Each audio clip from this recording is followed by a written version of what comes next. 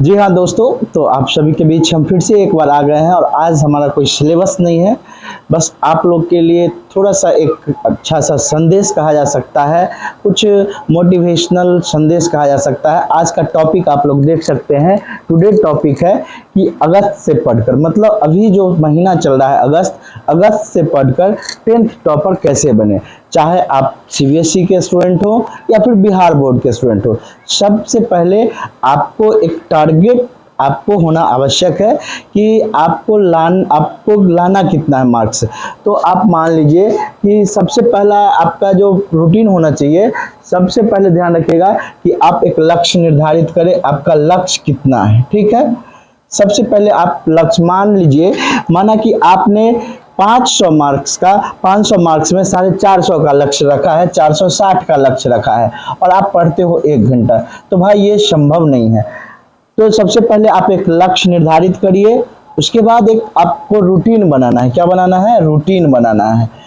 ठीक है, आप उस रूटीन के हिसाब से, जैसे कि आपको देखिए, जब तक आप रूटीनबद्ध कोई कार्य नहीं करेंगे, नियम पूर्वक आप कोई कार्य नहीं करेंगे, आप एक अच्छे और सक्सेस स्टूडेंट नहीं हो सकते हैं। ठीक है, तो सबसे पहले रूटीन बनाना, जैसे कि 6 से 8 हमें क्या पढ़ना है? मैथ पढ़ना है। इस टाइप का प्रत्येक स्टूडेंट का अपना एक रूटीन होता है। 8 से 9 क्या पढ़ना है? साइंस पढ़ना है।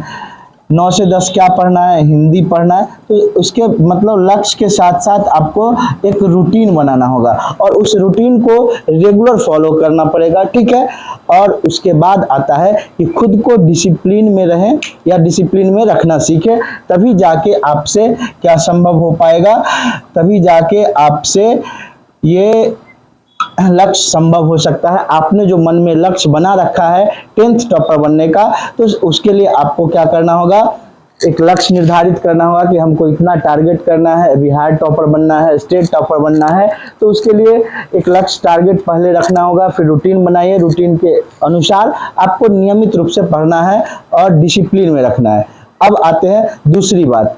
दूसरा आपको क्या है? दूसरा कंसेप्ट ये है कि आपको क्या करना है? सिलेबस को अच्छे से समाप्त करना है, पूरा प्रत्येक सब्जेक्ट को समाप्त करना है। सिलेबस को अच्छे से समाप्त करना है, सिलेबस को अच्छे से समाप्त करना है, सभी विषयों के सिलेबस को अच्छे से समाप्त करना होगा। ठीक है, अगर मान लीजिए आप आधा अधूरा सिलेबस समाप्त करते हैं और फिर बड़ा सा ख्वाब रखे हुए मन में, तो वो संभव नहीं है। ठीक है, तो प्रत्येक सब्जेक्ट जिसका मार्क्स बनता है, जुटता है, वो आपको अच्छे से समाप्त करना है, पूरा पढ़ना है। ठीक है, प्रत्येक सब्जेक्ट का नंबर आपको मतलब एक हाई स्कोरिंग की ओर ले जाने में मदद करेगा।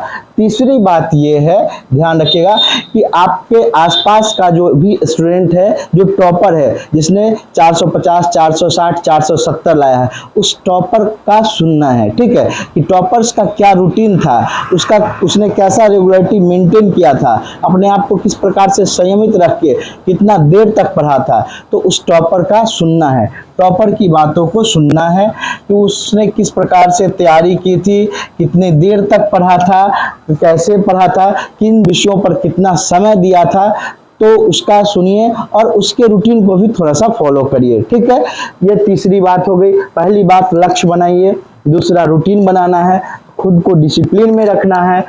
दूसरी बात के बाद ध्यान रखिएगा, तीसरी बात क्या है कि प्रत्येक विषय के सिलेबस को अच्छे से और समय पे समाप्त करना है। मान लीजिए कि आपका जो सही समय है सिलेबस समाप्त करने का, वह लगभग अक्टूबर तक सिलेबस समाप्त हो जाना चाहिए। ठीक है, अक्टूबर तक समाप्त हो जाता है तो आपके पास समय बचता है नवंबर और दिसंबर का। तो आप उन दिनों में आप क्या कर सकेंगे? अन्य सभी विषयों का नवंबर से लेकर के जब तक आपका एग्जाम नहीं होता है, जनवरी फरवरी तक, ठीक है, जनवरी और फरवरी तक उन सभी विषयों का रिवीजन करेंगे। ठीक है, क्या करेंगे?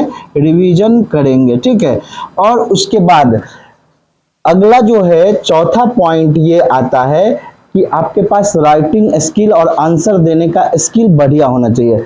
राइटिंग स्किल अच्छा होना चाहिए। ठीक है, राइटिंग बहुत सुंदर होना चाहिए। ये भी हाई स्कोरिंग में राइटिंग स्किल बहुत बड़ा मतलब रखता है। ठीक है, आपकी लिखावट कितनी अच्छी है, आपके आंसर उत्तर देने की शैली कितनी अच्छी है, ये भी। तो राइटिंग प्लस आंसर देने का जो स्किल है ये बेटर होना चाहिए। आंसर स्किल भी बढ़िया होना चाहिए, तो जाके आप क्या कर सकते हैं कि 10th में स्टेट टॉपर और डिस्ट्रिक्ट टॉपर या आपने जो टारगेट रखा है उसको प्राप्त कर सकते हैं, अगर आप इन सभी बातों का अभी से ध्यान रखते हैं तो। और बाद बाकी आप हमारे चैनल को अगर सब्सक्राइब नहीं किया है तो सबसे पहले आप सब्सक्राइब करिए, और इसी तरह का कुछ मोटिवेशनल लाइन आप लोगों के बीच लेकर आते रहेंगे। और प्रत्येक विषयों का रिकॉर्डेड बैच जो है हम इस चैनल पे अपलोड करते रहेंगे, आप लोग देखते रहिए और अपने दोस्तों के साथ शेयर करते रहिए। तब तक के लिए धन्यवाद।